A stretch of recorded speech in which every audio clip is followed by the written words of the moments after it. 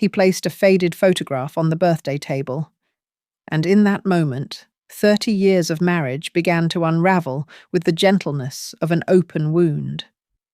What happens when your husband's past walks up your porch and calls him Dad? This isn't a story about betrayal. It's a story about what we choose to forgive and what we finally bury to set ourselves free. Before we begin this story, let me know where you are listening from in the comments below. My name is Lena Harper. I'm 58 years old.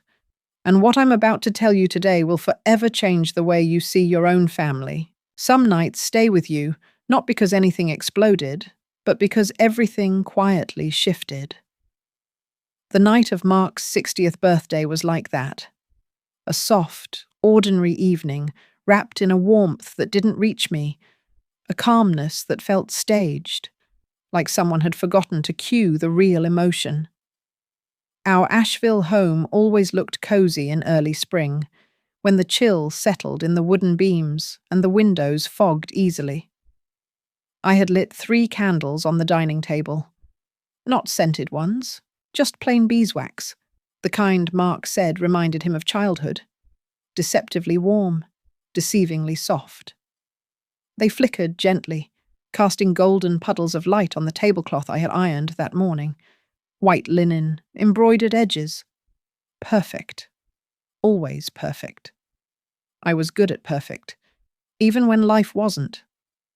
I checked the oven again, even though nothing inside required checking. Habit is a cruel companion. It fills the silence so you don't have to. The rosemary chicken had finished an hour earlier. The mashed potatoes were whipped smooth, butter melting over the top like glossy paint. I had arranged roasted carrots with thyme in a circular pattern because symmetry felt like control. But the house, it was too quiet. I caught myself rubbing my thumb along my wedding ring again. An unconscious ritual. The metal felt heavy tonight, as if it carried every year of our marriage like stones pressed into gold. 30 years is a long time to carry anything. Grief, love, promises, silence. The weight of it all sat on my hand, on my skin, on my heart. "Where are you, Mark?" I whispered into the stillness. I looked at the clock. He was 40 minutes late. He was never late for birthdays, especially not his own. My body tightened with a kind of dread I couldn't justify yet. Nothing had happened. Nothing was wrong. And yet, my instincts knew before my mind did. Women like me, women who held families together with soft hands and quiet tolerance, always knew before the world allowed us to admit it. The front door finally clicked open. But the sound didn't bring relief. It brought a strange hollowness, like the house exhaled before it inhaled again. I kept my back to him, staring at the cake. Lemon chiffon, his favorite. 3 layers, frosted smooth. I had even candied lemon slices to put on top. I'd tried harder this year. I wasn't sure why. Maybe because his recent distance felt like fog creeping into a room, and I wanted tonight to clear it? Or maybe because I sensed something slipping, and effort was the only thing I could still offer. "Mark," I called out. He didn't answer right away. His footsteps stopped at the edge of the kitchen, hovering. I could almost feel him standing there, unsure, conflicted. A storm behind his eyes he didn't know how to name. When I finally turned my head slightly, I didn't look at him directly. I looked at his reflection in the microwave door. It distorted him just enough to make him look like a man, half dissolved, half here, half haunted. His coat was still on. That told me everything. Mark hated wearing coats indoors. He said it made him feel like he wasn't home. Tonight, he didn't take it off.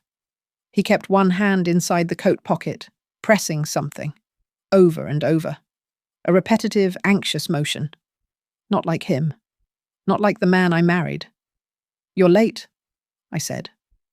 My voice pretended it didn't matter. "I know," he answered, barely above a whisper. That tone, quiet, laden, made the candles seem colder. He stepped closer, the wooden floors sighing under his weight. The air shifted. My body knew something was coming. Something that had lived in the dark, buried behind decades of routines and unfinished conversations. He reached into his pocket and gently pulled out an object. His fingers trembled. Not dramatically, just enough that I noticed, and noticing hurt. He placed it on the table. A photograph. His hand lingered on it for a second longer than necessary before pulling away. I froze. The kitchen felt suddenly tight, as if the walls had leaned in a little, curious witnesses to what would unravel next. I didn't touch the photograph yet. My eyes scanned it cautiously, afraid to fully see. In the faded image, I recognized Mark immediately. Young Mark, with thick hair and a smile that didn't yet know restraint. His arm was around a woman I had never seen. She wasn't glamorous, just real. A natural beauty that suggested kindness more than vanity. Her hair fell loosely around her shoulders, and there was something honest about the way she stood, unposed, unguarded. Between them was a little girl. The child had a messy braid, one ribbon slipping loose, her small fingers gripping the woman's sleeve. She wasn't smiling. She seemed curious, a little wary, like she wasn't sure whether the camera was friend or foe. A family. Not mine. Not ours. Someone else's life. And not just anyone's. Mark's. My throat tightened so sharply I had to steady myself against the back of a chair. My fingers dug into the wood, grounding me. For a moment, I felt the exact temperature of the room. Too warm, too bright, too heavy. "When was this taken?" I asked, though part of me already feared the answer. He didn't speak. Instead, he exhaled, a long, defeated breath that sagged his shoulders. "Before," he finally said. The word hung there, incomplete, but devastating. I looked at him fully now. His eyes weren't filled with guilt the way I expected. They were filled with something worse. Sorrow. A deep sorrow that looked older than our marriage. "Before me?" I asked, even though I already knew. He closed his eyes once, a slow, pained blink. "Before everything, Lena." My heart gave a small, stunned lurch, not dramatic, not explosive. Just a sudden awareness that the foundation beneath my life had a crack I never saw forming. I studied the photograph again. The woman. The child. The way Mark stood between them, not like a visitor, but like someone who belonged. I felt the weight of years press onto my chest. Years of dinners, anniversaries, inside jokes, vacations, suddenly shadowed by a life he had chosen not to bury, but to hide. My voice came out barely audible. "Why now?" His jaw tightened. He didn't look at me. Instead, he looked at the candles on the cake, as if searching for courage in their small flames. Because he was afraid of this moment. Because he had run out of years to hide behind. Because secrets have expiration dates, and his had finally spoiled. He took one step toward me. "Lena." His voice cracked. "There's something you need to know." A tremor moved through his hands. "And I should have told you 30 years ago." The radio in the background sputtered, the piano melody wavering. The candles flickered violently, then steadied. A draft slipped across the room, chilling my arms. Time slowed. The photograph lay between us, an artifact, a confession, a fracture. And in that suspended silence, I felt something inside me shift, the way ice cracks beneath a skater's blade. Quietly, fatally, inevitably. The warmth of the room no longer reached me. The candles kept burning. But their light felt like ice. The moment after the truth lands is never as loud as you imagine it will be. No crash, no glass shattering, just stillness, heavy and humming, like the silence inside a church after someone whispers a confession they've held for too long. The photograph sat between us, but it may as well have been a chasm. The man I thought I knew and the man in that picture, were they ever the same? Or had I simply loved what he let me see? I stared at the girl first. Children have a way of telling the truth with their eyes. She looked up at the camera in that photo, not with joy or innocence, but with a cautious kind of knowing. The kind you see in kids who've learned early that adults disappear. Her name? I asked, though my voice was hoarse, like I'd swallowed smoke. Anna? He said quickly, too quickly, like he'd practiced saying it to himself in the car but hadn't expected it to come out. I repeated it under my breath. Anna. I tasted it on my tongue. A name so intimate and yet foreign. It didn't sting like betrayal. It echoed like something half-remembered. And the woman? He didn't look at me. His eyes were fixed on the tablecloth like it was the only thing still holding shape. Eleanor. It landed hard. I'd never met an Eleanor in my life, and yet it sounded like a name I should have known. Something about it made the air around me feel brittle. She was before you, Mark added quietly. I gathered that, I said. I picked up the photo now, slowly, like I was afraid it would burn. His face in that picture. God, he looked free. Younger, yes, but more than that. Untethered, unburdened. His arm was wrapped around Eleanor's shoulder in that instinctual way men do when they're not thinking, only feeling. And little Anna was pressed against Eleanor's hip, like she knew exactly where safety lived. I looked at Mark. Did you love her? His pause was too long to lie. Yes, he said, and his voice cracked like old wood. I let that sit. I didn't look away. I wanted him to see me hold it, swallow it whole. Then came the second question, the one I wasn't ready for. Do you still? He hesitated, but not in guilt, in pain. I don't know who she is anymore. It wasn't the answer I feared. It was worse. He looked up at me finally, and his eyes were swimming in something between relief and ruin. They died, he said. Or, I thought they did. I frowned. What do you mean? There was a flood, he said. Tennessee. 92. A freak storm. I was in Charlotte for work. I hadn't seen them in months. Eleanor and I weren't together anymore. But I still sent letters. Checks. I still hoped. He inhaled sharply. Then one day, everything stopped. No returned letters. Her number disconnected. Nothing. It was like they'd vanished.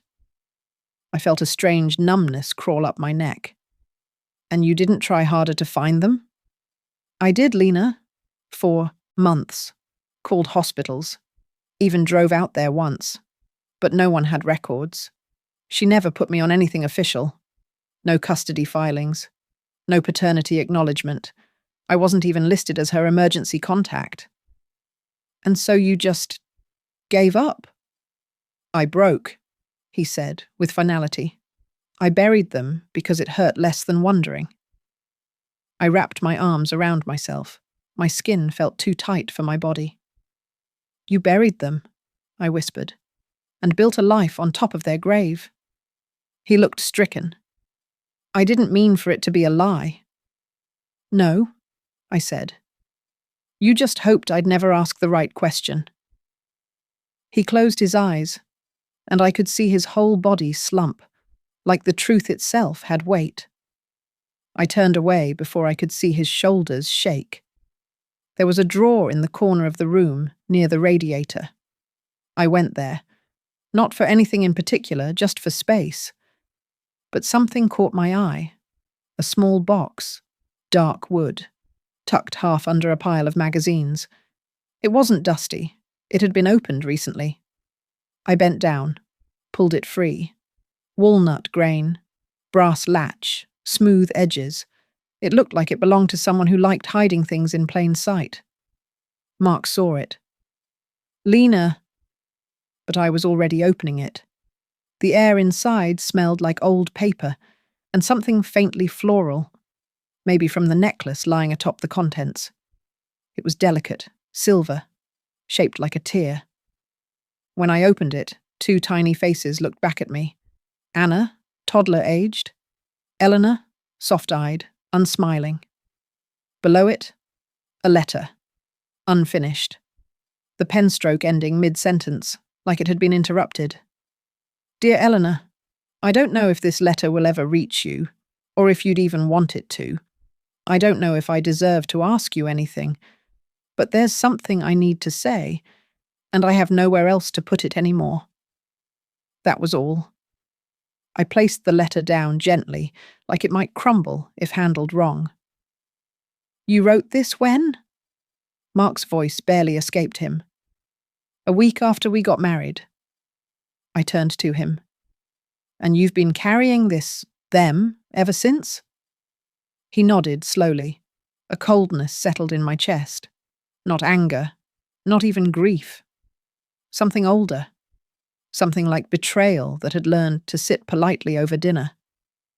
He reached for the box, but I snapped it shut and pulled it toward me. I think I'll hold on to this. He didn't argue. That made it worse. I went back to the kitchen island and began clearing the plates, not because I wanted to, but because I didn't know what else to do with my body. My hands moved, while my heart tried to figure out how to keep beating. Mark watched me. I felt his stare on the back of my neck like steam. He didn't speak again, and I didn't ask for more. When I picked up the birthday cake, still untouched, I realized something strange. I didn't feel heartbroken. I felt hollow, like something had been scooped out of me a long time ago and tonight had simply revealed the empty space. I took out the candles, wiped the frosting smudges off the counter. Every move felt ceremonial, like I was cleaning up a crime scene that had taken place in slow motion over 3 decades. Then it happened. 3 soft knocks at the door. Not urgent, not angry. Measured. Calm. Precise. Knock. Knock. Knock. I froze. Mark did too. We didn't speak. The refrigerator motor hummed behind us, loud in the silence.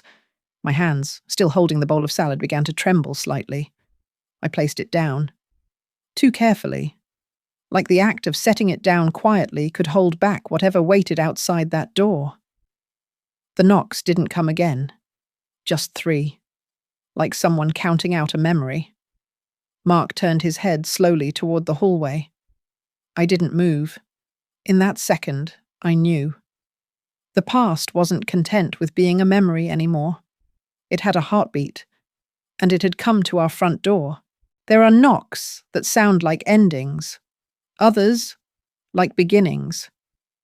But the knock that night wasn't either. It was a reckoning. 3 even taps. Precise. Intentional. Like someone asking permission to disturb the life they once walked away from, or had been forced to. I stood frozen. The salad bowl in my hands, still cold from the fridge, felt absurdly heavy. I placed it down carefully, listening to the silence that followed. There was no second knock, just the first one echoing in every wall of my chest. Mark hadn't moved. He stood in the archway behind me, as if rooted to the spot, his lips slightly parted, one hand clutching the back of the chair like a man waiting for impact. He knew. I knew. Without turning to him, I walked toward the door. I didn't check my hair. I didn't wipe my hands. I didn't brace. I just opened it. Spring air swept in, damp and carrying the scent of rain-soaked wood and blooming earth. The porch light flickered slightly as the wind passed it, and in that amber glow, I saw her. The woman stood tall, shoulders squared, like someone who had fought battles far more brutal than this moment, and still carried her own armor. Her coat was light, barely enough for the chill, but her spine was straight and still. Her skin bore the etchings of time and wind. Her hair, streaked with silver, was tied back in a messy, practical knot. No jewelry, no smile, just eyes, sharp green and startlingly clear. She didn't ask if she was welcome. She knew she wasn't. Behind her stood a younger woman, early 30s maybe. Same jawline as Mark, same quiet presence. Her coat was darker, buttoned tight. She looked less certain, but not afraid. Her eyes met mine, and something in me flinched. Not from hate, but from recognition. I stepped aside. There was no greeting, no apology, just a soft brush of air as they passed through the doorway and entered the warmth of the house. Mark was still by the chair, but he straightened when he saw them. For a split second, I saw something rare on his face, something I had not seen since his mother's funeral. Terror. Eleanor, because it had to be Eleanor, didn't stop walking until she was a few feet away from him. Anna remained at her side, a little behind, like she was guarding something invisible between them. Mark finally spoke. "I thought you were dead," Eleanor said, cutting him off like she'd rehearsed the interruption. He hesitated. "Gone." Her expression didn't change. "We were.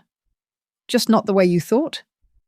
Her voice was low, calm, without spite. That made it sharper. The silence that followed felt like snow in a room full of firewood, cold, unwanted, unnatural.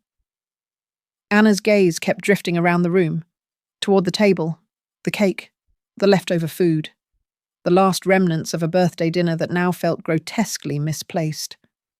I looked at her. Really looked. She had Mark's eyes, but not his posture. She stood like someone who'd been taught to expect nothing and learned to endure everything. "You knew about me?"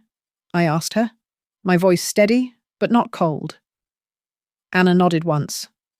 "Eventually." There was no accusation in her tone, just tired truth.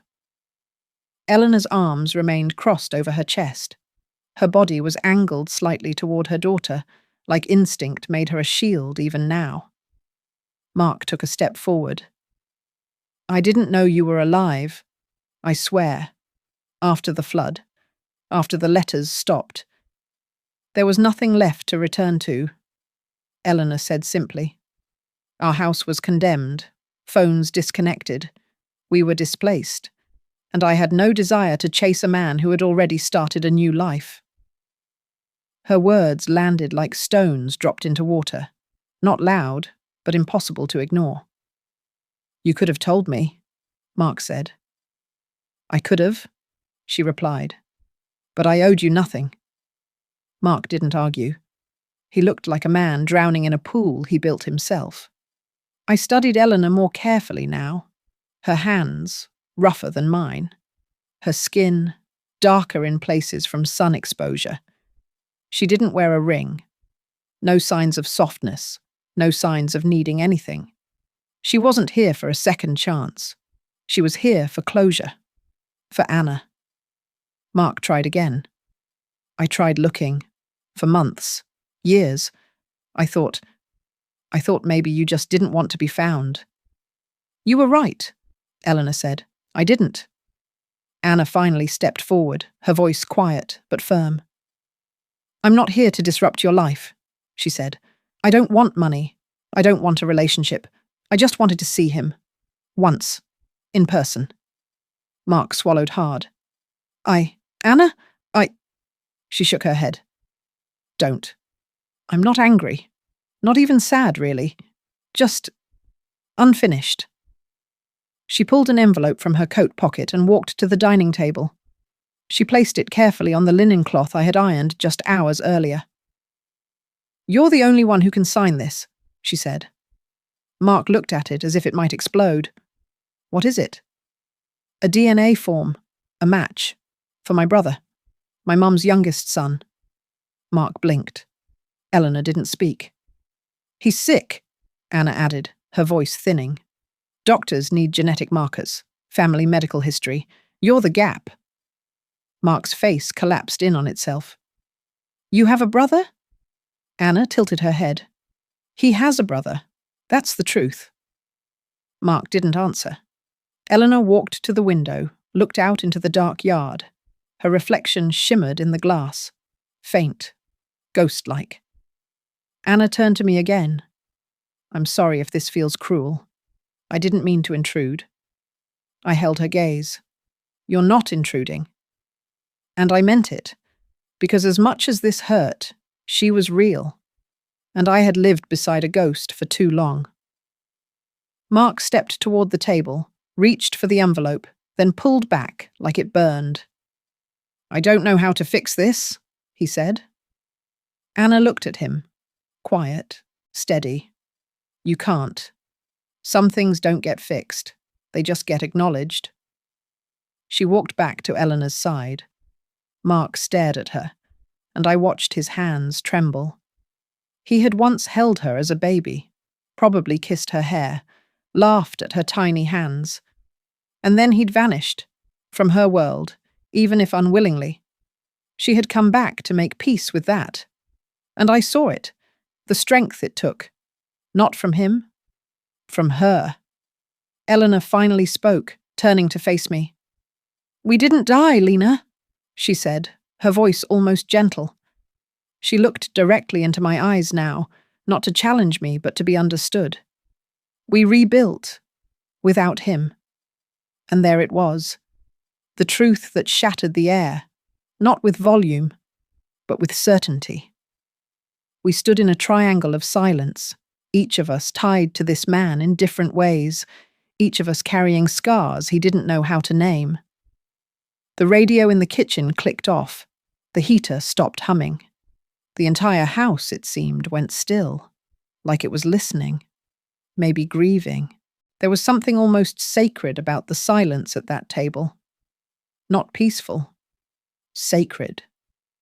The kind of silence that demanded reverence, like we were sitting at an altar built from our collective regrets. We sat in 4 corners of a square that should have only fit 3, and even then, barely.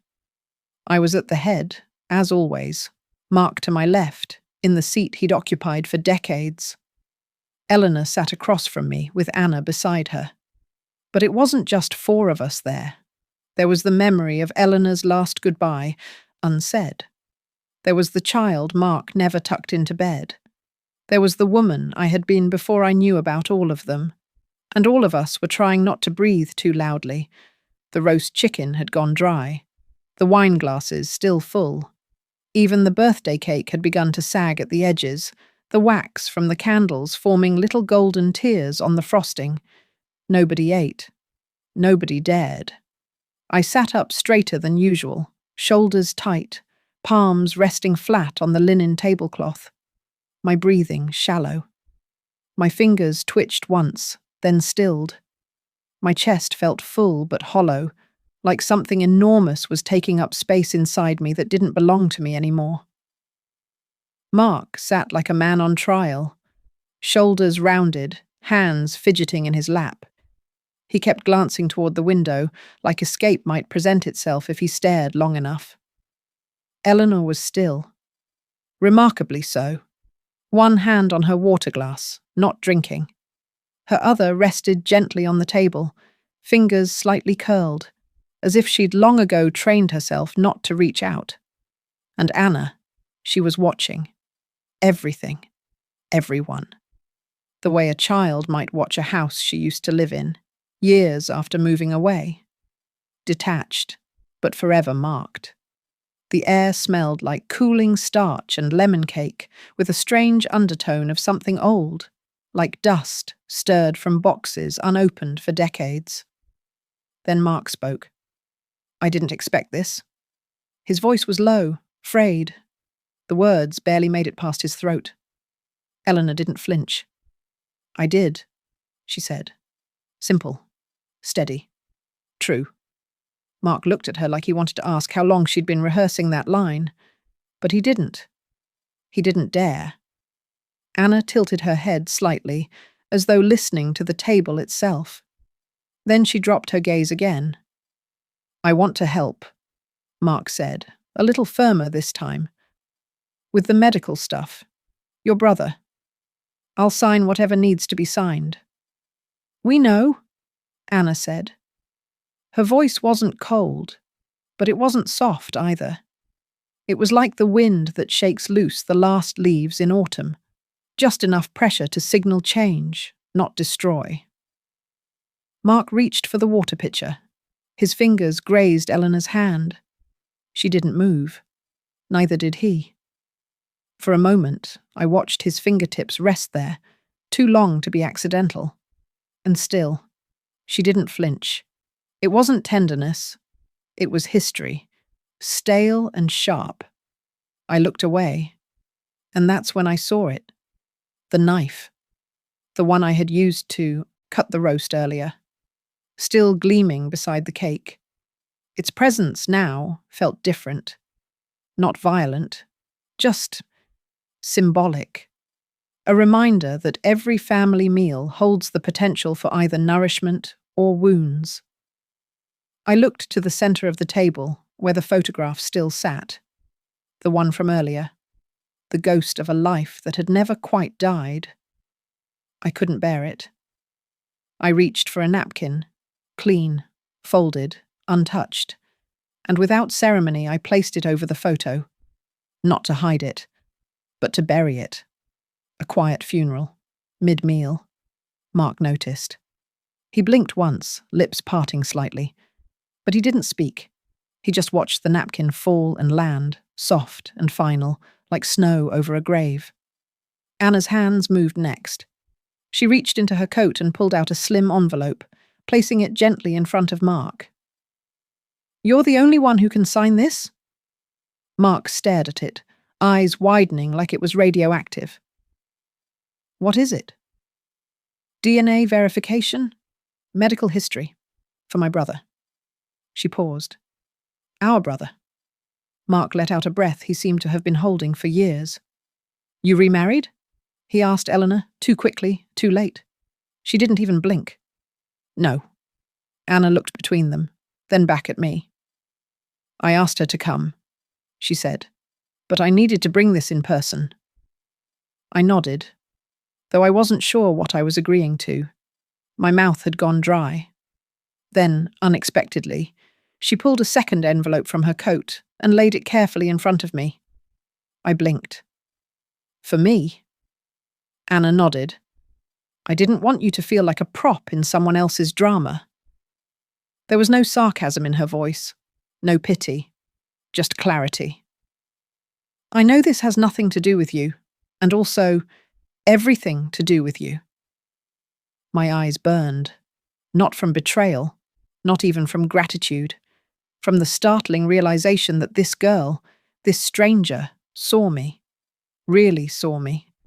And in her small gesture, she'd given me something Mark hadn't in years, a place. "Thank you," I whispered. Eleanor hadn't spoken in a while, but now she did. Her eyes met mine, and though they weren't warm, they weren't cold either. "We lived," she said, "in spite of him." She looked at Mark, not to accuse, but to acknowledge. "We found our way without you." Mark didn't argue. He simply lowered his eyes. The silence that followed wasn't tense. It was releasing, as if the room itself had been holding its breath for 3 decades and was finally exhaling. Mark sank back in his chair. His shoulders dropped, and for the first time I saw him, not as the man I married, but as a man undone. "I didn't know how to fail twice," he said quietly. Eleanor didn't blink. "You didn't fail twice," she replied. "You just stopped showing up." Her voice wasn't cruel, just honest. Anna stood up, her movements slow but certain. "I think that's enough for tonight," she said. She turned to me again. "Thank you for letting us in." I rose from my seat, unsure what to say. But she reached for my hand, just briefly, and gave it the gentlest squeeze. "I mean that," she said. Eleanor stood next, her movements slower, deliberate. She looked around the room like she was seeing it for the first and last time. Her eyes landed on Mark one final time. No anger, just distance. Then, as they reached the door, Anna turned back. She walked to the table, picked up the envelope meant for Mark, and slid it closer to him. "You'll know what to do." Then she and her mother left. No dramatic exit, no slam of the door, just wind and the soft click of a latch. I stood there for a long while after. The house, now quiet, felt heavier than before.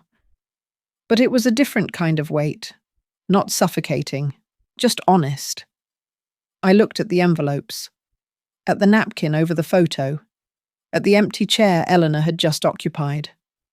Then I sat back down, between past and present, between betrayal and clarity, between what I thought I knew and what I could no longer deny. I woke up before the sun, not from rest, from weight, the kind that lives in your ribs, in your throat, in the back of your eyes. That morning, it lived everywhere in me. The house felt foreign, like I'd wandered into a place that resembled my home but had somehow been repainted by ghosts. The walls were still the same pale blue. The kitchen still smelled faintly of cinnamon and wood polish, but none of it felt like it belonged to me anymore. I walked downstairs barefoot. The floorboards groaned in places, and I flinched at each sound, as if waking someone I didn't want to face.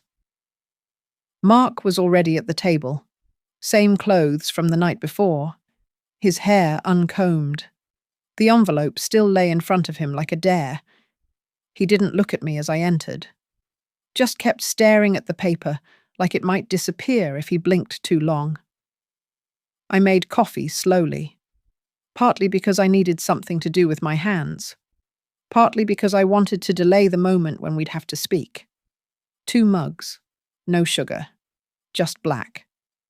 I set one in front of him and sat down across the table, in the chair Anna had used. His hand tapped the edge of the envelope once, twice. "I haven't opened it," he said. I figured.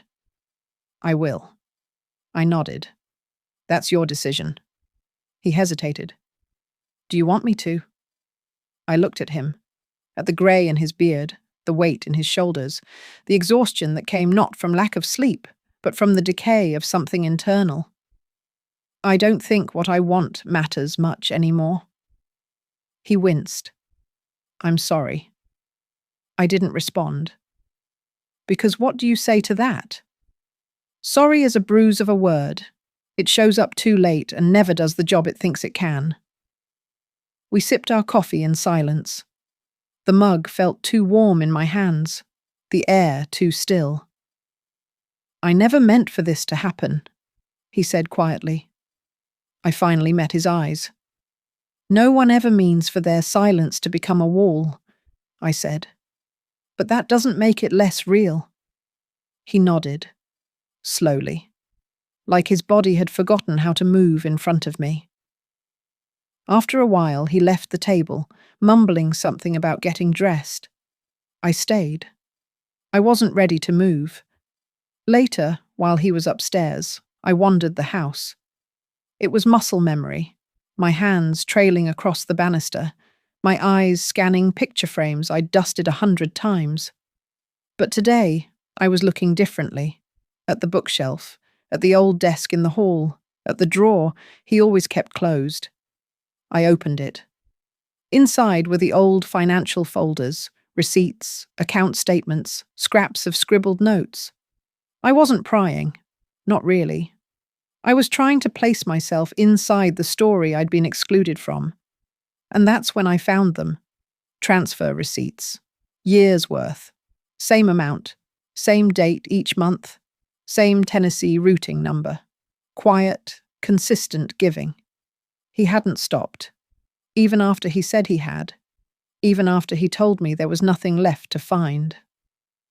I sat on the floor and stared at them. My fingers curled around the edges of the paper until they creased. It wasn't rage I felt. It was erosion. This wasn't about betrayal of love. It was betrayal of narrative.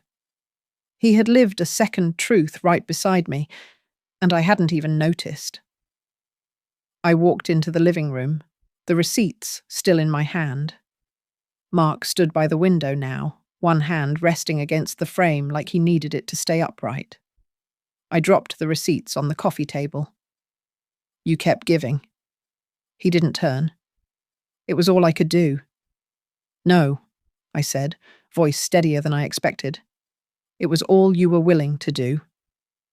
That broke something in him, not visibly, but I felt it, like a ripple beneath his skin. I'll sign the test today, he said. I'll go down to the clinic. I nodded. And then, his silence told me everything I needed to know. He didn't have a plan. He never did. Only a past he kept trying to edit. I left the house an hour later. I needed air, needed space. My body ached with stillness. I walked aimlessly through Asheville's older streets, the ones lined with dogwood trees and brick sidewalks. I passed the bakery we used to visit on Sunday mornings, the bookstore where Mark had once surprised me with a copy of a poetry collection I casually mentioned. I ended up near the public library, at a bench facing the street. Mark and I had sat there 100 times in our younger years, before mortgages, before routine, before secrets became household furniture. I sat. The wind tugged lightly at the hem of my coat, and then I saw her, Anna, walking out of the pharmacy with a small paper bag. Her steps were slow, careful. She looked older in daylight, less of Mark's daughter, more of a woman shaped by her own storm. I called her name before I could stop myself. She turned. Recognition softened her face, but not too much. Just enough to cross the street and sit beside me. I wasn't expecting to see you, she said. I wasn't expecting much of anything, I replied. We sat in silence for a moment. The street noise faded into the background, the hum of life outside our strange little circle. He's going to sign it, I said. She nodded. I thought he would. I found the receipts, I added. She didn't look surprised. Mum told me he sent money, quietly. I wish he'd told me. Me too, she said, but I think part of him believed that if he spoke it out loud, it would make the guilt real. I looked at her. You sound like you've thought about this a lot. She gave a half shrug. You grow up with unanswered questions, and eventually you start answering them for yourself. I let that land, because it was true, and because it applied to more than just her. Did you ever want to meet him? I asked. She thought. Yes, when I was younger, when I still believed in the version of him Mom kept tucked away. And last night? I didn't see that man. I saw someone who had built a life on forgetting. I nodded. Do you hate him? No, she said, but I don't feel sorry for him either. I studied her. So much of you reminds me of me, when I was your age. She raised an eyebrow. Scared, confused, and tired? I laughed. Exactly. We sat there for a while. Two women orbiting around the same man, but not because we wanted to, because life had drawn a map that neither of us agreed to follow. Then she said, I'm not trying to hurt you. Coming here, bringing her back. It wasn't about revenge. It was about truth. I know. She looked relieved. Before she stood to go, she reached into her coat pocket and pulled out a small piece of folded paper. I was going to mail this, but since you're here, I unfolded it. A photo. Anna, maybe 7 or 8 years old. A gap-toothed grin. holding a homemade birthday cake with crooked icing that read, "Happy Day." Eleanor stood behind her, smiling. Anna pointed. "That's the first cake I ever made with her." "She looks happy," I said. "She was." Then softer. "We were." She didn't wait for a response, just nodded and walked away. That night, I didn't cook. Mark didn't ask why. We ate cereal separately, like two ghosts who once shared a life. Later, I passed through the dining room and saw the envelope was gone from the table. In its place was a pen, uncapped, ink still wet. The house didn't feel like a house anymore. It felt like a space paused between heartbeats, a museum of conversations left unsaid. I moved through the rooms that morning like a stranger wearing Lena Harper's skin, hands brushing across countertops, feet cold against hardwood that had once felt like home. Mark had left before dawn. No goodbye, no coffee brewing. Just a soft click of the door and the hollow echo of keys in the entryway bowl. He always did that when he didn't know how to stay. I waited until I couldn't hear the car anymore. Then I stood at the bottom of the attic stairs, staring up into the dark like it might blink first. That box had been waiting for years. I just hadn't had the courage to meet it. The attic creaked as I pushed the door open. It smelled like old cedar and dust, the scent of things left untouched for too long. A slant of cold light cut across the floorboards, and in the far corner, tucked behind boxes of holiday decorations and photo albums, I saw it, wrapped in a linen towel, resting like a secret too exhausted to hide. I knelt beside it. My fingers hovered before touching it, as if the box might recoil. It didn't. I unwrapped the towel. The wood was smooth, but worn. A small brass latch held the top closed, though not locked. Of course it wasn't locked. Locking something implies you want to keep it from someone. This felt more like a dare, a quiet, passive, brutal dare. I opened it. It exhaled. That's the only way I can describe it. Like something inside had been holding its breath for 30 years and finally decided to let go. Inside was a collection of things that had no business living together. A bundle of handwritten letters tied with frayed twine, the topmost one bearing the name Eleanor in Mark's unmistakable cursive. A small silver key, smooth from use, but no tag. A photograph I'd never seen. Mark, younger, in a flannel shirt, his arm around Eleanor. Between them, a tiny girl with sunburned cheeks and a smile wide enough to make you forget how much time had passed. And a necklace. Gold. Delicate. A bird mid-flight. The kind of necklace you'd buy for a daughter just before telling her you had to leave. I sat there for a long time, just looking. My hands found the letters first. The twine trembled as I untied it. The first letter was dated exactly 7 days after our wedding. I read it with eyes that didn't blink. Eleanor, I know I shouldn't write, but I can't keep pretending I didn't live another life before Lena. I still see your hair in my dreams, still hear Anna say Papa when I close my eyes. I love Lena, I do, but not like a sunrise, more like a ceiling light, dependable, warm, but never blinding. With you, it was always the sun. I didn't cry. I didn't flinch. Because pain, when aged properly, doesn't cut like a blade. It pours like molasses, slow, dark, and suffocating. I read letter after letter. Some were just a few lines, written in haste, the ink smudged. Others were confessions. One began, "Today is Lena's birthday. She made blueberry pie."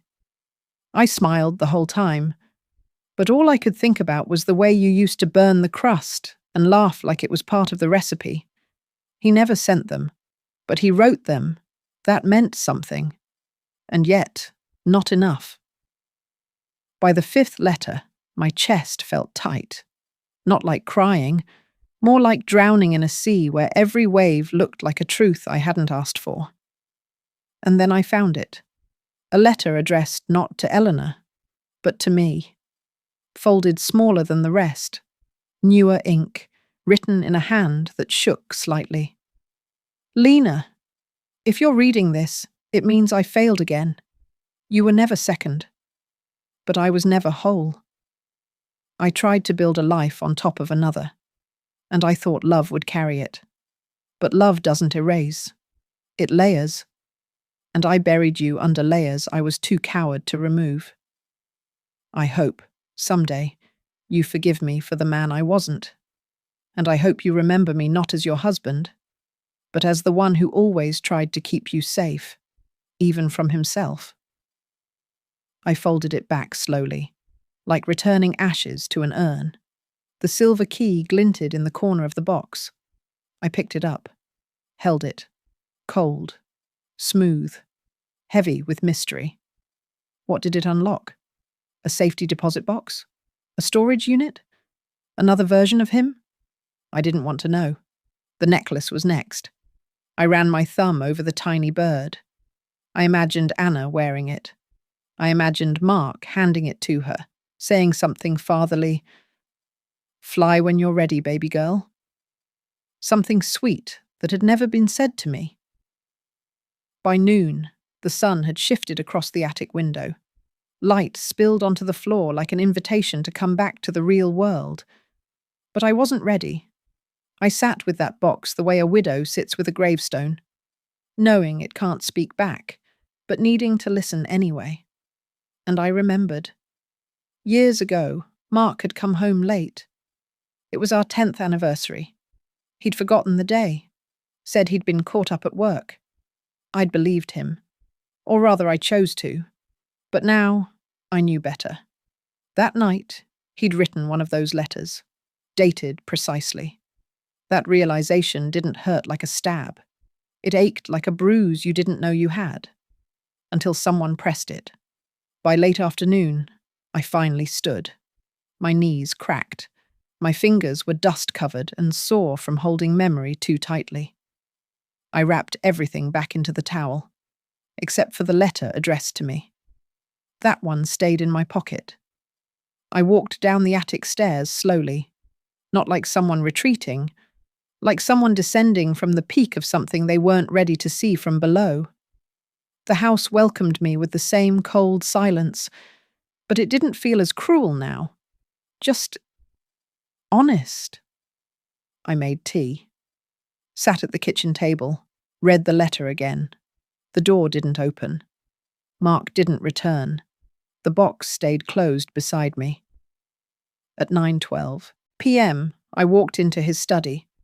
The room still smelled like him. Ink, aftershave, something woodsy and faded. I placed the box on his desk. No words, no dramatic note, no confrontation. Just the weight of truth returned to its owner. I turned off the lamp, and in the dark, I whispered aloud. Not to Mark, not even to myself, to whatever was listening. Tomorrow, I'll give him the box. But in every way that mattered, I already had. 3 days after I left the box on his desk, I decided I couldn't stay quiet anymore. I don't know what changed, exactly. Maybe it was the way the house kept exhaling in my presence, the way the wind moaned slightly through the gaps in our bedroom windows. Or maybe it was the way my reflection had shifted, more defined, more grounded, like I had finally stepped into the shape of the woman I was always meant to be. Mark still hadn't mentioned the box, and I hadn't asked. But the silence between us wasn't just silence anymore. It was a question neither of us dared to answer. That morning, I woke earlier than usual. The air was thick with September humidity, but I still chose the navy coat, the one with the structured shoulders that made me feel like I could walk through fire and come out clean. I ironed my blouse, fixed my hair. Not for Mark, not for anyone else. For me. As I buttoned that coat, I thought, Today isn't about revenge. It's about reclamation. The ride to Harper and Lang was familiar and foreign all at once. I had been there before, years ago, back when the firm was just a dream scribbled on napkins and late-night phone calls. I remembered helping Mark practice his pitches while our youngest had chickenpox. I remembered typing up his first investor summary while balancing the grocery budget on a yellow notepad. I had been part of that foundation. I just wasn't etched into the plaque. When I stepped through the glass doors, the receptionist didn't recognize me. She wore a headset and a tight bun, and the kind of polite smile young women in clean offices wear like armor. "Can I help you?" "I'm here to see Mark Harper," I said. "Do you have an appointment?" I smiled, not sweetly, calmly, like someone who'd already survived worse than being dismissed. "No, but I have his history." That gave her pause. She picked up the phone, murmured something, and then looked up. "You can go in?" The hallway was colder than I remembered. Sterile, modern, efficient. It reminded me of a hospital in the way everything had been scrubbed of memory. When I reached his door, it was already open.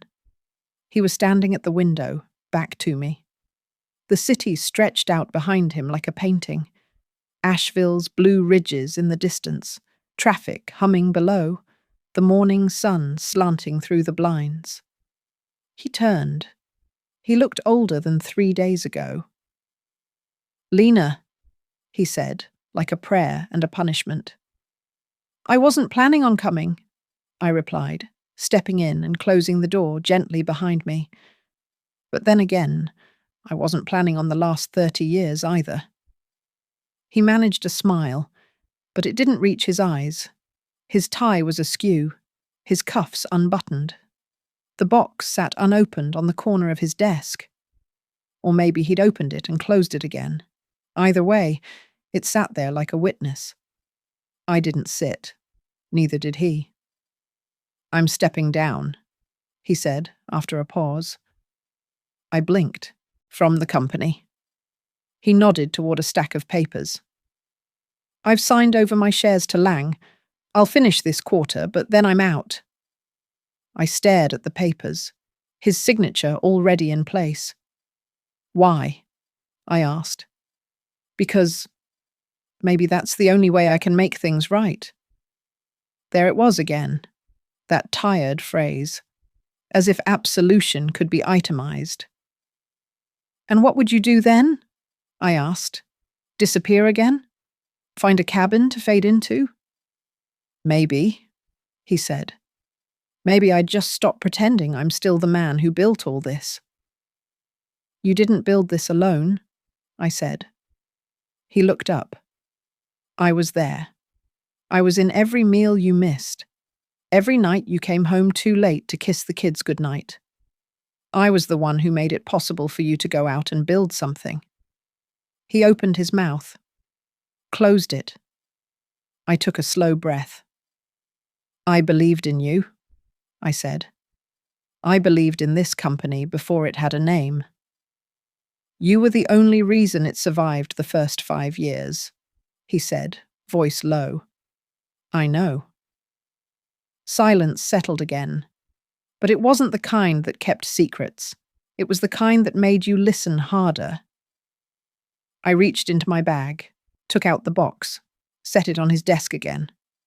"You forgot this," I said softly. He stared at it. But this time, he opened it. He didn't rush. His fingers lingered over each item, the letters, the necklace, the photo. He didn't speak. Until... "I used to take this out every year," he said, holding the bird necklace. "On Anna's birthday, just for a minute. Then I'd put it away again." "Why?" I asked. "Because holding it was easier than facing her. And writing those letters was easier than facing me." He nodded. "I didn't know how to fail twice," he admitted. I sat down, finally. "You didn't fail twice. You just kept failing the same way for 30 years. The words weren't cruel. just accurate. He swallowed hard. "There's one more thing I need you to sign," he said, reaching into a drawer and pulling out an envelope. Inside were papers, legal, precise. "Health proxy," he said. "Estate documents, in case—" He didn't finish the sentence. I looked at him. His skin looked thinner, his posture more slouched. And suddenly, I understood. "You're sick," I said. He nodded. "Heart," he murmured. "Inherited. Anna's brother has it too. That's why she came back." I exhaled. The anger that had kept me upright for weeks softened, just a little. "You should have told me." I couldn't find the words. "That's never stopped you before," I said, glancing at the letters. He smiled. "Barely." Then, something on his shelf caught my eye. A photo, newer than the others. Mark, Eleanor, Anna, and a young boy, maybe 10. They were on a trail near the river, everyone smiling, Anna holding the boy's hand. "That's him," Mark said. "His name is Caleb." My chest tightened. "He looks like you," I said. "I see it too." We sat in silence for a moment, not as strangers, not as lovers, just as people who had finally stopped pretending. I stood. "I'm not signing this today," I said, holding the envelope.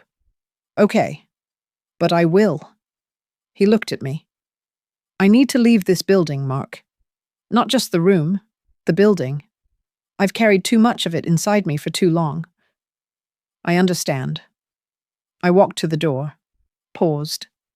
"He loved you, you know," I said, gesturing to the boy in the photo.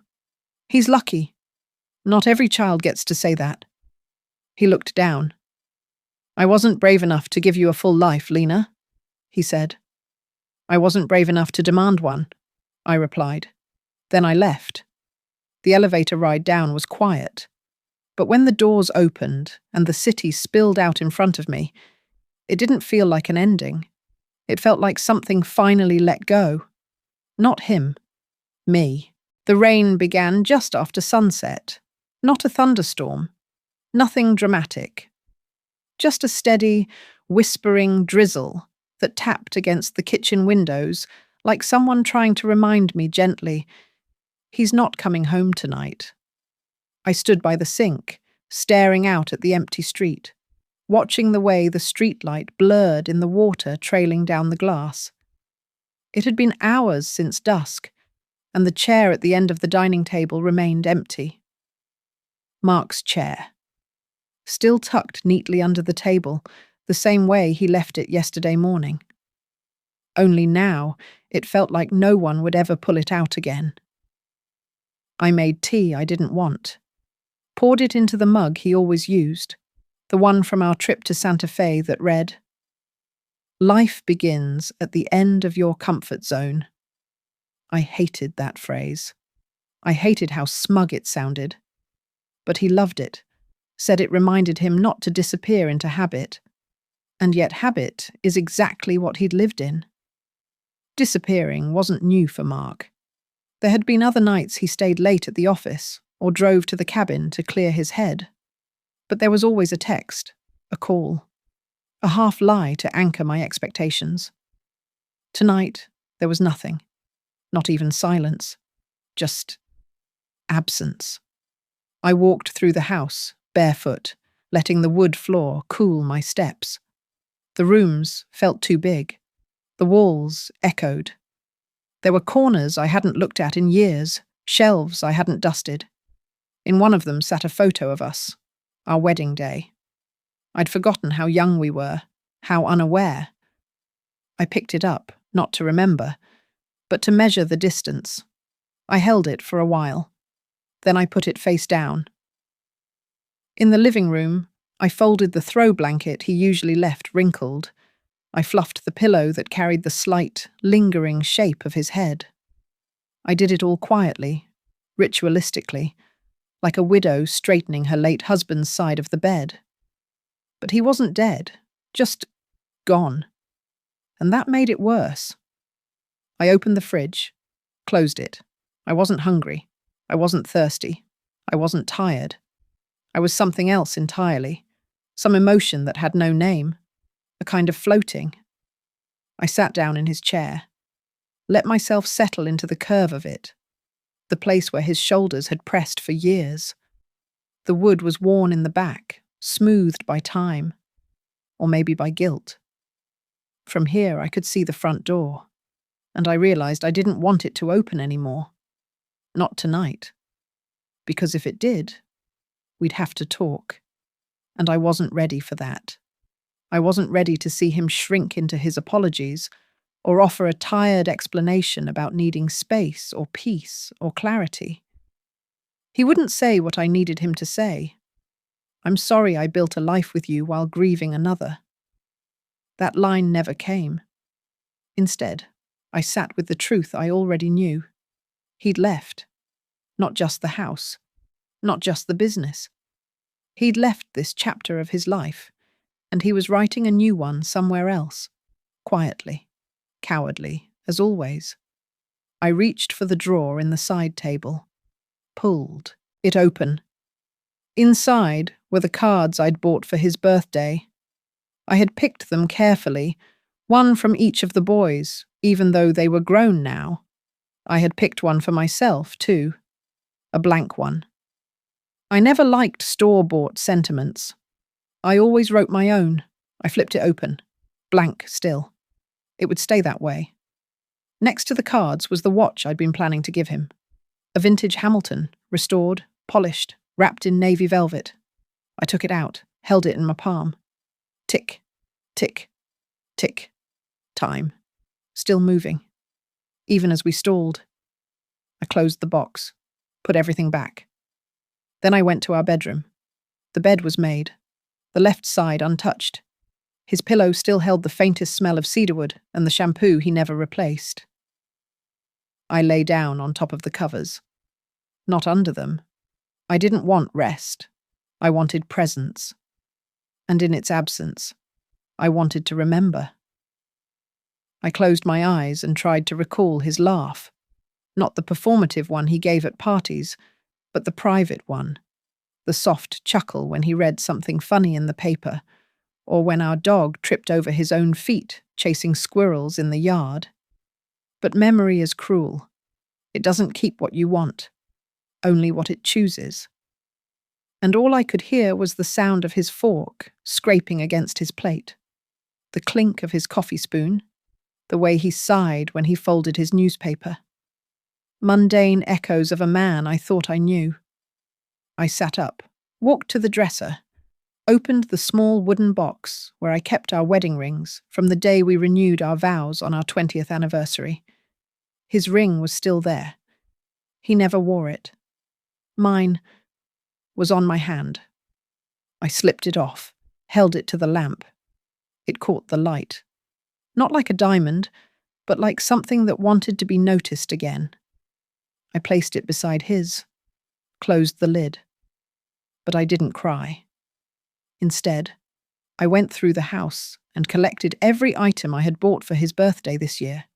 Shirts, socks, a bottle of scotch, a new chess set. I placed them gently into a paper bag. Then I folded the bag closed. I didn't throw it away. I just put it in the closet. Out of sight. Not gone.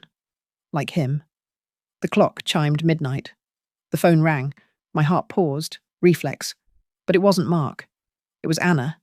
I stared at the name, and something shifted. I answered. Lena? Her voice was calm, careful. Yes, I said. Is everything all right? He's at the cabin, she said. He left this morning.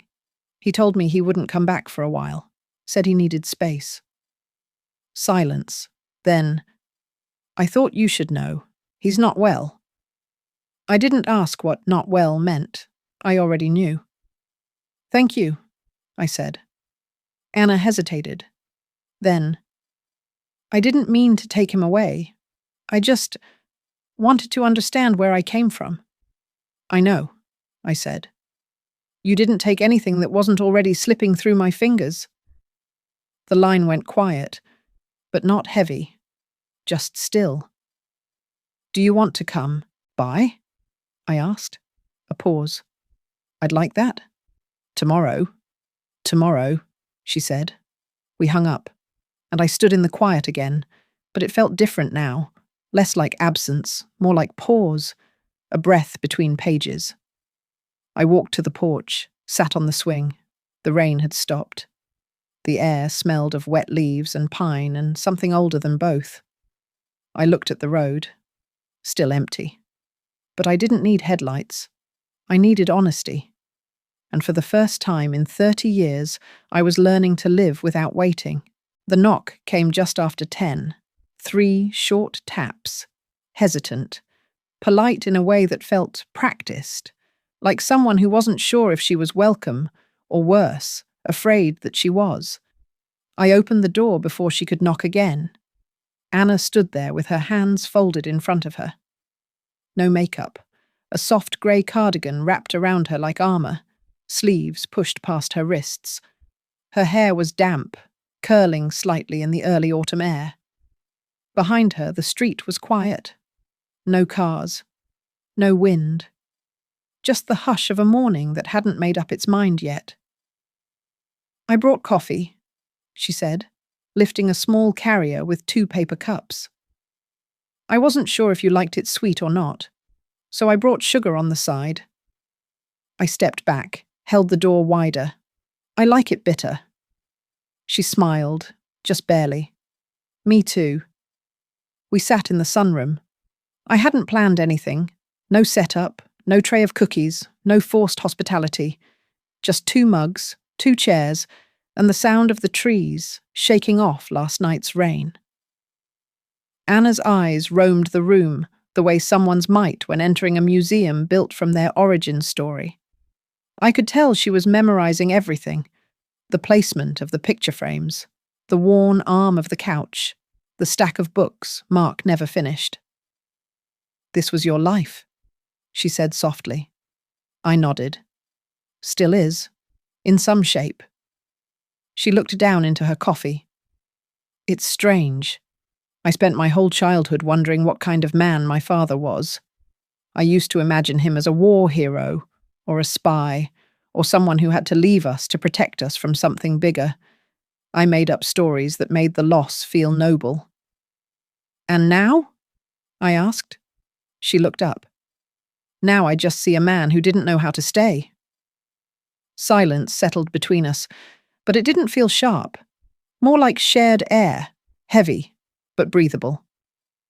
I didn't know he was alive until I was 16, she continued. Mum never told me. She wanted to protect me, I guess. From disappointment. Did it work? No, she said. It only delayed it. I leaned back in my chair. Let the truth stretch out. He was a good man in parts, I said. Kind to the boys. Steady, when he wasn't being eaten alive by silence. But even when he was here, he was somewhere else. Like half of him was always missing. Anna's hands tightened around the cup. Eleanor, I said carefully. She didn't want him back? She shook her head. She didn't want to ruin what he had. By the time she tracked him down, you and Mark had already built this life. And she saw how much you'd invested in it. So she stayed away. That hit harder than I expected. I had spent so long imagining her as the woman who stole what was mine. I never stopped to think she might have chosen not to. She passed 3 years ago, Anna said, voice lower now. Cancer. Quick, but not painless. She never let me contact him. Not once. But when she died, I found the letters, his old P.O. box address, everything. I folded my hands, let my fingers rest against my knee. She was brave, I said. She was lonely, Anna replied. We sat like that for a while, not talking, just listening to the soft creak of the house around us. Then carefully, she set her cup down. I didn't come back to steal him, she said. I didn't even come to meet him, really. I came for Caleb. I blinked. Your brother? She nodded. He's 10. My father, Mark, he has the same heart defect. So do I. But mine's manageable. Caleb's isn't. We needed family history, genetic background, options. I didn't want anything else from him. And now? I asked. She looked up at me, eyes clearer than before. Now I want to let him go, she said.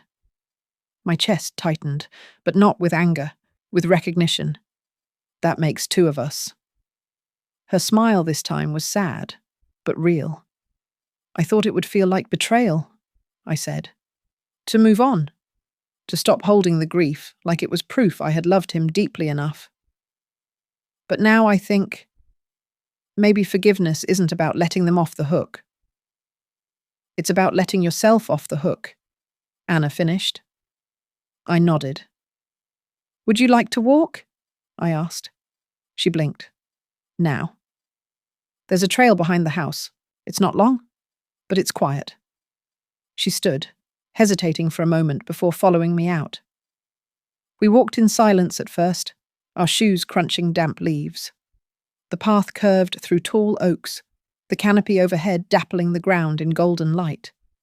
I used to walk this same trail when the boys were little, sometimes with Mark, sometimes alone. Today, I didn't feel alone. I hated you, Anna said suddenly. I glanced at her. She wasn't looking at me, just forward. For a while, I mean. You had the life I thought we were supposed to have. You got the version of him I dreamed of as a kid. I let the words settle. They didn't cut. They landed. I hated you too, I said. You were the evidence of a life I never got to know. You made me question whether anything he gave me was ever whole. We walked a few more steps. Do you still hate me? She asked. No, I said. Do you? No, she echoed. We reached the bend in the trail. A wooden bench sat there, old, slightly moss-covered. I brushed it off and sat. Anna joined me. The air smelled of pine and soil, and the first hints of dying leaves. I'm sorry for what he didn't say, I said. She looked at me. I'm sorry for what he couldn't be. We sat in that truth. Two women tethered by one man's silence, not enemies, not quite family, but something new, something necessary. Are you going to see him? She asked. I nodded. Tomorrow. He's at the cabin, but he's not the Mark you married. I know, I said. But I'm not the Lena who married him either. Anna reached into her coat, pocket, pulled out a folded sheet of paper. What's that? Caleb drew it, she said, handing it to me. It's a picture of the four of us, me, him, Eleanor, and Mark. He drew you in too. I unfolded it. There I was, stick figure Lena, holding Mark's hand, smiling. Tears stung the corners of my eyes. He said, She looks kind, Anna whispered. I folded the paper carefully. Thank you, I said. Not just for the drawing, but for the mirror she had held up to me this morning. We stood, walked back together. No promises. No new beginnings. Just the quiet truce of two women learning to forgive someone. And maybe in the process, forgive themselves. The road to the old cabin curved like a memory you try to forget, but always end up tracing with your fingers. Trees lined either side, arms bare, reaching toward each other like they were trying to hold on to something that was already slipping. Leaves crunched beneath my tires. The radio stayed off. I didn't need words. Just silence. The kind that stings a little. As I turned the final bend, the cabin appeared. Hunched beneath the same old maple, its wooden bones sagging, its roof patched but proud. Time had slowed here, but not stopped. It never does. It just waits for you to catch up. I stepped out of the car and stood for a moment, breathing in the crisp air, scented with decay and bark and something faintly sweet, like the last exhale of summer. My fingers were trembling, but I wasn't cold. I wasn't afraid either. Just hollowed out. I crossed the clearing, gravel shifting beneath my boots. Every step felt like a letting go. I didn't knock. The door creaked open like it had been waiting. Inside, the cabin was dim. Dust motes floated in the amber light. The fireplace was cold, stacked, but unlit. Mark sat in the old rocking chair by the window, just like he had 30 years ago, when the boys were small and the world hadn't yet cracked open. He looked thinner, paler, not sick exactly, more like someone who had been holding his breath for too long. "You came," he said, barely above a whisper. "I wasn't sure I would. I wasn't sure I deserved it." "You didn't," I said, and then paused. "But I did." He didn't argue. That was new. I sat down across from him. For a long moment, neither of us spoke. The only sound was the faint ticking of the clock above the hearth, steady, insistent, like a reminder that time was still moving forward whether we joined it or not. "I brought the box," he finally said. I glanced down. It sat beside his chair, edges worn smooth, latch slightly bent. The same box I had found in our closet, the one filled with the life he had before me, or maybe during me. I wasn't sure anymore. "I buried you a long time ago," I said softly, eyes still on the box. "I just didn't realize you were still breathing." Mark flinched, but he didn't look away. I didn't know how to stop living two lives, so I didn't stop either. We sat in that ache. I looked toward the window, toward the maple whose limbs stretched wide, casting long shadows across the back lawn. The same tree we used to sit beneath on lazy afternoons, the same one that had heard our laughter, our arguments, our silences. "Let's bury it," I said. His brow furrowed. "Now?" "Yes.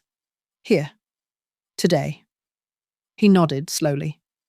We stood without another word and walked outside, the box tucked under his arm like a final confession. The sun was beginning to dip, staining the sky a deep blood orange. The ground beneath the maple was soft with leaves, their colours dulled now, ready to be reclaimed by the soil. I dropped to my knees, pressing my palms into the earth. It was cold, but it gave way. Mark knelt beside me. For the first few minutes, we didn't speak. We just dug, bare hands clawing through years. Our fingers met worms and roots, broken bits of stone. At one point, our hands brushed. Neither of us pulled back. Finally, when the hole was deep enough, he opened the box one last time. Inside were letters, some folded, some torn at the edges. A locket with a strand of dark hair. A photograph of a girl with eyes too much like his. A hospital bracelet. A key. "I carried this for 30 years, he said. "Not because I wanted to, because I didn't know how to put it down." He handed the box to me. It felt lighter than it had that night I found it. Maybe because I had already done most of the grieving. I lowered it into the hole. Together, we covered it. Handfuls of earth falling like punctuation marks at the end of a story we had finally stopped rewriting. When we finished, we sat back. The wind stirred the leaves. One floated down, landing gently on his shoulder. "I'm tired, Lena," he said, voice cracking. "Tired of being two men for a lifetime. And I'm tired of waiting for the version of you that never came home." He looked at me then. Really looked. Not with desperation, not with guilt, just truth. I reached out and took his hand. "I forgive you," I said. "Not for him. For me." He cried. Quiet, broken sobs that came from a place deeper than lungs. I held his hand until they passed. Later, when the sky darkened and stars began to blink through the branches, he removed his wedding ring and placed it at the base of the tree. "I wore it all these years," he said, "but I never earned it." I touched mine, then took it off. held it in my palm, and slipped it into my coat pocket. We walked back toward the cabin in silence. He paused on the porch steps. "You won't come back here, will you?" I shook my head. "This isn't my place to remember anymore." He opened the door. I turned to go, then stopped. "The box is empty now, Mark," I said. "So is your heart." He nodded slowly. "It is." I met his eyes one last time. "But empty isn't always bad," I said. "Sometimes it just means ready." I walked through the clearing alone, the path crunching beneath my feet. The trees didn't reach for me this time. The wind didn't sting. When I reached the car, I looked back once. He was standing on the porch, framed by the soft light from inside. A silhouette of someone who had finally stopped pretending. I whispered goodbye. Not with grief, not with bitterness, but with clarity. Maybe letting go isn't losing someone. Maybe it's finally choosing yourself. There are forms of revenge that need no knives, no tears, and certainly no one kneeling to beg for mercy. Lena didn't scream, didn't destroy, didn't try to reclaim anything that had once been taken from her. She chose to walk away, leaving behind a man who had locked himself inside his own remorse. And that, in the end, was the deepest price he could ever pay. Because sometimes, forgiveness isn't a gift we offer to the one who hurt us, but a doorway that frees us instead. And what about you? Is there something in your past you once wished you could bury, but never felt brave enough to? Leave a line. It doesn't have to be long. It doesn't have to be clear. It only needs to be honest. Who knows? Maybe today you no longer have to stay silent alone.